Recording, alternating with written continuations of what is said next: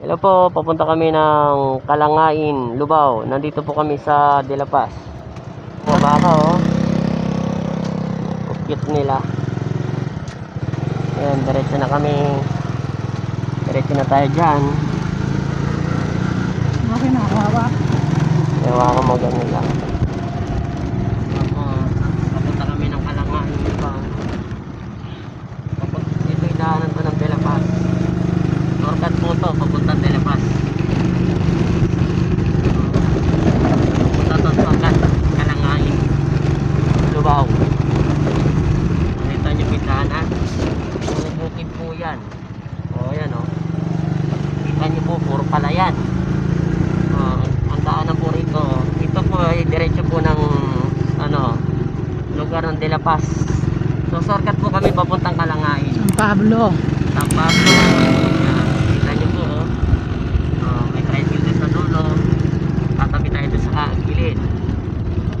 Kasi kapindahanan nila sunod sesementohan na po to, alam ko. Kaya pagdating dito po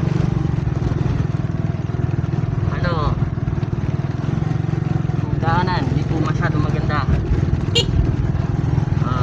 Pero pagdating po banda ro, kita nyo po yung mga palayan turo nyo po, mahal. Nakita mo yung mga langit po, ang ganda ng tanawin po rito. Puro palayan po yan lahat. Shortcut po to. Tignan nyo po yung view. Kita nyo po ang ganda. Yan po yung mga dilaw po, kukunin na po yan, anin na daw lulot. Ito daw po lang yung kulay green, hindi pa masyado. Dito po yung may lugar dito na sinasabi nila na mayroon pa daw, ayun po yung aro. Yung sinasabi nila, pag pumasok ka daw dyan, pag gabi hanggang dito, hanggang doon sa unahan na pinasukan natin, meron daw dito nagpapakita ng mga bad spirit, minsan daw kapre, etc. Ano ba nararamdaman nila. Pero tagal ko dumaan dito, minsan di ko pa nakikita. Meron lang ako nararamdaman.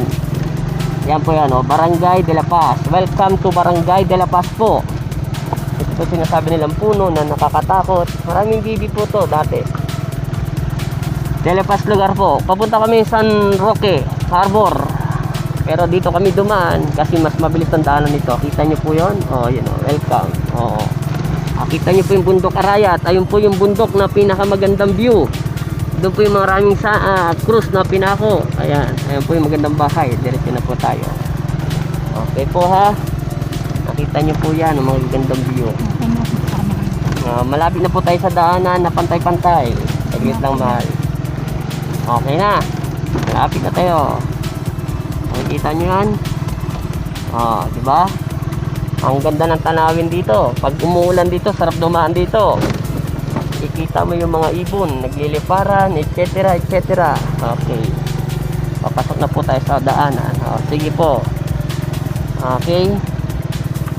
Magkita-kita ulit tayo mamaya pag nandun na kami sa dinahanan namin ha. Para tuloy-tuloy na po kami. Maraming salamat po tayo ng Santa Cruz. Kanina po nasa De La Paz na tayo. Nandito naman tayo. Akin na po natin ang lugar ng Santa Cruz. Papunta naman po ito na Kalangain.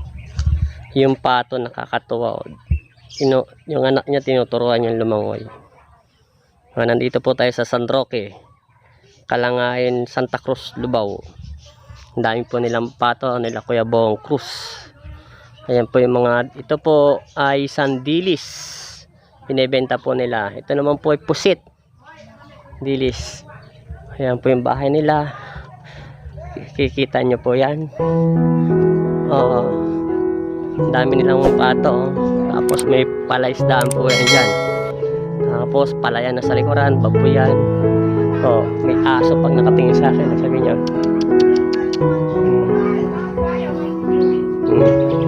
May mga tato nila.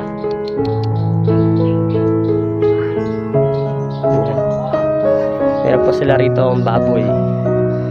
Kapatid po ito ng asawa ko. Ang bahay nila. Ayan yung baboy nila Oink, oink, oink, oink, oink, oink, oink, oink.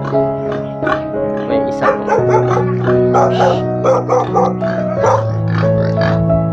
Hinahabol ako ng aso. Wow, wow, wow, wow, wow. Oh no!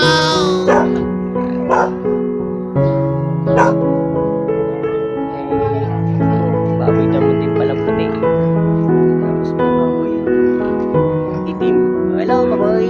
Hello. Hello.